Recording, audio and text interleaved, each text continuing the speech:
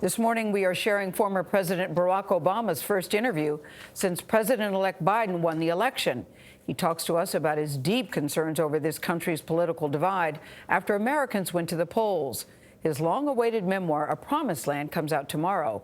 We sat down with Mr. Obama for an interview that aired on CBS Sunday Morning. 72 million people voted for Donald Trump. What does that say to you about the state of this country? Well, what it says is that we are still deeply divided.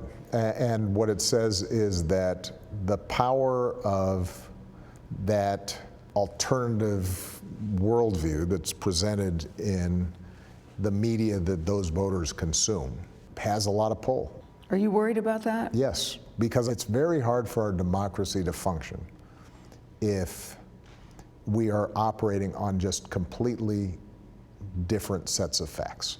And we're seeing that right now with respect to the election.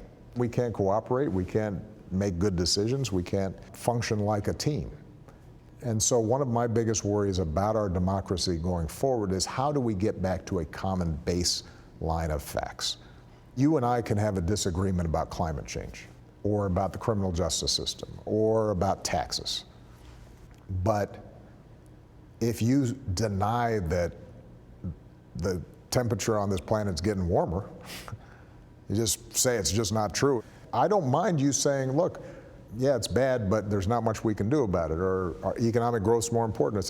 But you can't deny the facts. And my hope is that we can find mechanisms whereby the truth, once again, is the baseline around which we have political arguments. I know, and we keep talking about the facts, and you look at Weisha's piece. Yeah. I'm so shaken, I have to say, by Weisha's piece.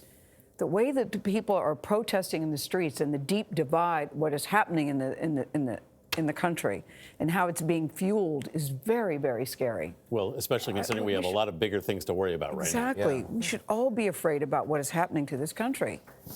And that's a lot what President Obama was talking about. We'll have more of our conversation with former President Barack Obama in our next hour, including his take on racism in America. It seems to be alive and well, and how his relationship with Michelle Obama changed after he left office.